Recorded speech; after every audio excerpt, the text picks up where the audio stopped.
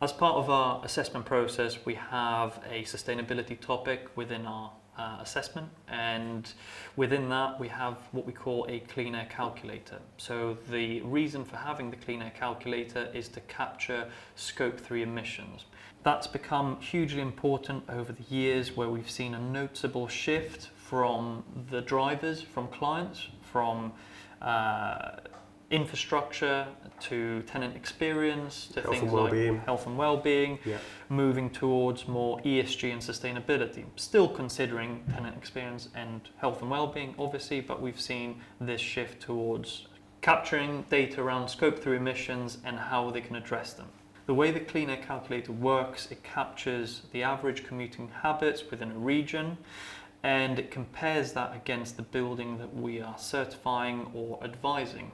So we'll have some baseline information, and then we'll see whether the impact or the suggestions for improvement that we've introduced has had a positive impact to those emission figures. So usually we'll try and address things like walking and cycling, so the active travel, sustainable travel element, and we'll see that reduction in reliance on private vehicles predominantly.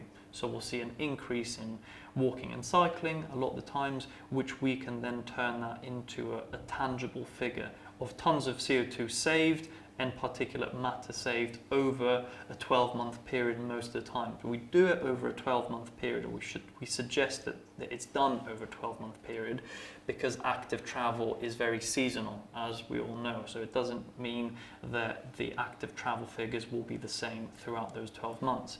So this is why we always suggest and recommend to our clients that they carry out a detailed travel survey, and that will give them much more accurate data when it comes to the tons of CO2 saved and the particulate matter saved over that duration of time. And just on that point, Alex, in terms of the fact that it's region specific, our clients really like that, don't they? In terms of, you know, being able to include it in a building's ESG reporting, if they've got sustainable linked loans, etc.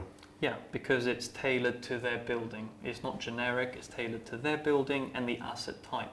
So the data that will be aggregated from this clean air calculator can be very accurate, especially with the travel surveys. It is as accurate as it can be. Obviously, this is very useful for clients that are in existing buildings, but also new developments.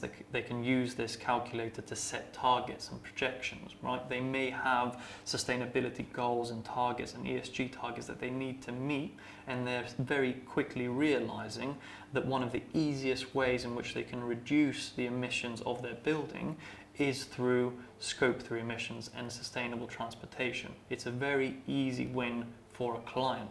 So this is where this clean air calculator and this whole topic, sustainability topic within a report, has increased in popularity and value over the years. So who carries out the travel surveys within the buildings?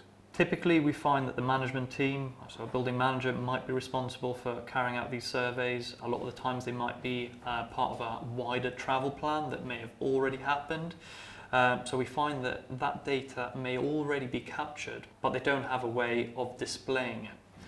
So this is where we can really collect that data that they may already have, even through other certifications. So we talked about how we align with other certifications, the fact that other certifications may already require these clients to do travel surveys and carry out surveys internally. This is data that we can tap into and incorporate within our clean air calculator. Interestingly, one of our partners has also done this as part of their research. They basically did a travel survey of a lot of buildings in Brussels and Belgium, and they essentially aggregated that 60% of the emissions around the office developments they were surveying were directly related to commuting. So it wasn't just the kind of operational of the building. 60% of that was just how people got to and from that building.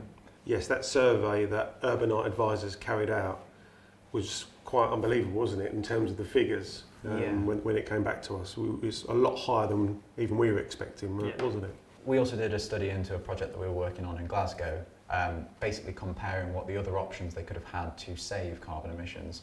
So we were comparing active travel, which is something they were undertaking already, versus solar. Essentially, we were trying to quantify if X amount of people converted to active travel, they could save up to 98 tonnes annually of CO2 emissions. But to achieve solar approach, they could only save 35 tonnes because of the scale of the roof and how much solar energy they could have harvested.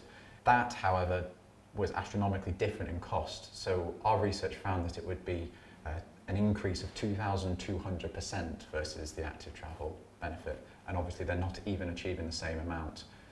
We believe that active travel could be an easy approach. It's something that many buildings can include, but we're not saying it's one or the other.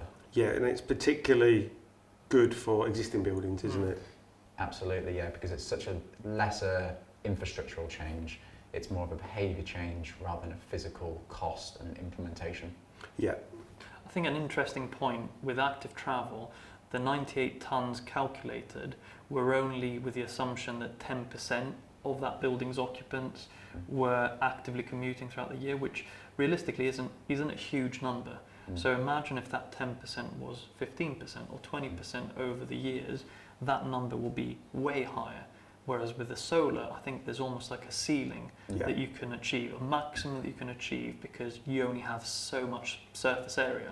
Whereas with active travel, if this calculation is done on a 10%, then you can see how it can grow exponentially.